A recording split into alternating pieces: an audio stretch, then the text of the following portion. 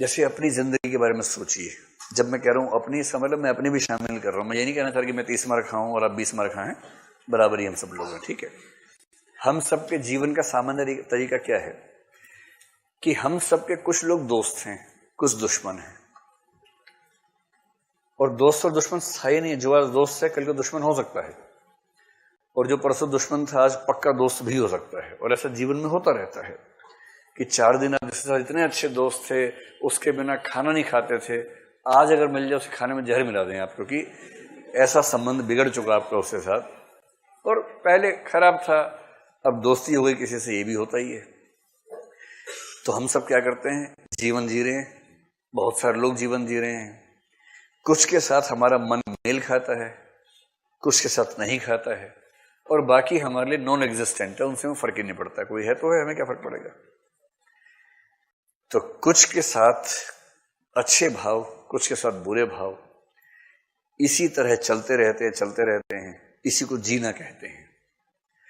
और जिस ज्ञान नहीं चल रहा है, सुनो पूरी बात को, मुझे लगा कोई बोला सही बात है ना।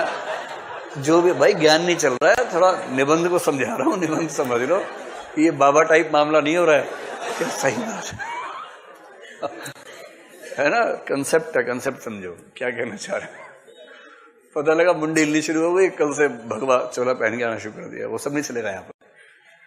तो वो कह रहे हैं कि ये जो सारा चलता है भावनाओं के क्षेत्र में, सहयोग और असहयोग वाला मामला, ये जिस भूगोल में चलता है उसी को हम जगत कह देते हैं, संसार कह देते हैं। और संसार में हर प्राणी की स्थिति यही है। अब वो कह रहे हैं कि दिक्कत यह है कि जब तक हमारी चेतना निम्न स्तर पे है, तब तक हम अपने आप को सबसे भिन्न मानते हैं, पृथक, मैं, अहम का भाव।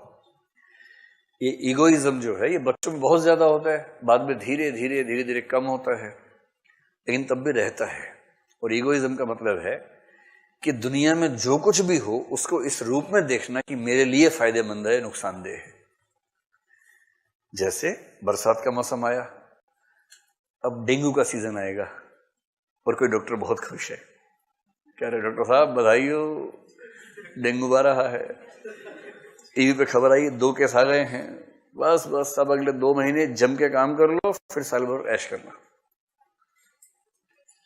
अगर किसी डॉक्टर को डेंगू होने के नाम से खुशी होने लगे, तो इसका मतलब है कि अपना स्वार्थ इतना हावी हो चुका है कि उसे इस बात से फर्क नहीं पड़ता कि उसके स्वार्थ के लिए कितने लोगों की जिंदगी खतरे में पड़ गई।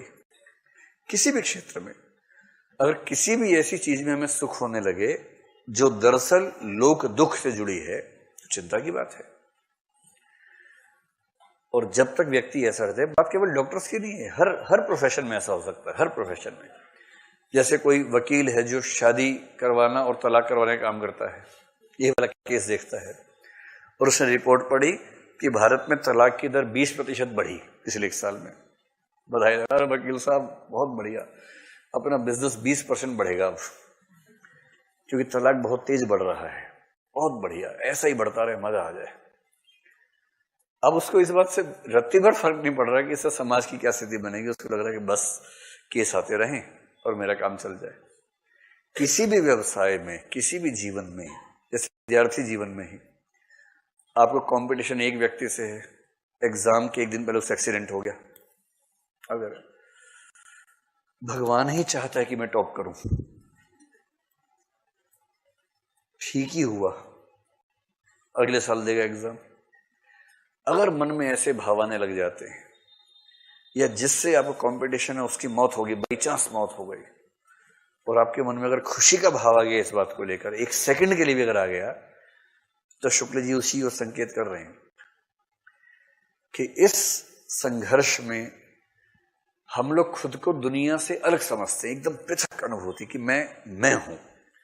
और इस पूरी दुनिया की हर घटना की व्याख्या मैं इस हिसाब से करूंगा कि मेरे फायदे में है या मेरे नुकसान में है।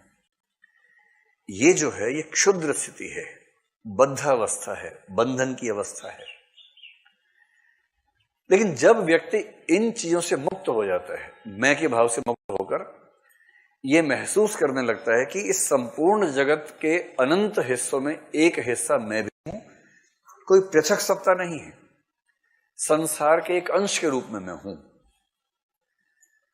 तब उसके मन में ये स्वार्थ भावना खत्म होने लगती है और अपने स्वार्थ से इस तरह की मुक्ति, इसको बोलते हैं मुक्तावस्था, मुक्त हो जाना। तो मुक्ति दरअसल किस चीज से मुक्ति है? अपने स्वार्थ से, अपने संकुचित क्षुद्र हितों से मुक्ति है, उसको बोलते हैं मुक्तावस्था। आत्मा की मुक्तावस्था को कहते हैं मोक्ष। जैसे आत्मा मुक्त होती है, शंकराचार्य को ध्यान रखिए, वैसे हृदय भी मुक्त होता है। आत्मा की मुक्तावस्था होती होगी ज्ञान मार्ग से, जैसे शंकराचार्य करवा रहे थे, पर हृदय की जो मुक्ति होती है वो उस तरीके से नहीं होगी। वो कैसे होगी? हृदय की इसी मुक्ति के लिए हमारी वाणी जो शब्द विधान करती आई है उसे कविता कहते हैं।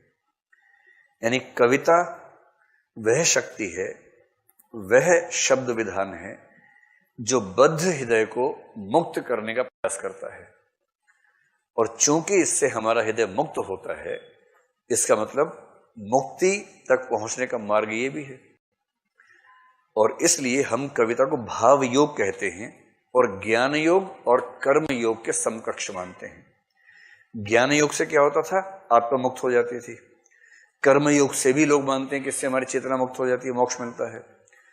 कर्म योग ज्ञान योग की टक्कर में कह रहे हैं एक और योग है भाव योग।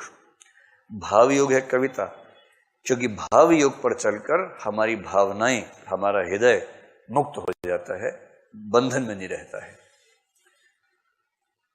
हाथ कुछ लगा नहीं, कोई भी भाव कम वक्त जगह नहीं। आप चारों इस भाव से बैठे कि जैसे सन्नाटा पसर गया है, एकदम बड़ा खौफनाक हादसा कोई हो गया हो जीवन में, जैसे बुझा रहा है कि नहीं बुझा रहा है? बुझा रहा है।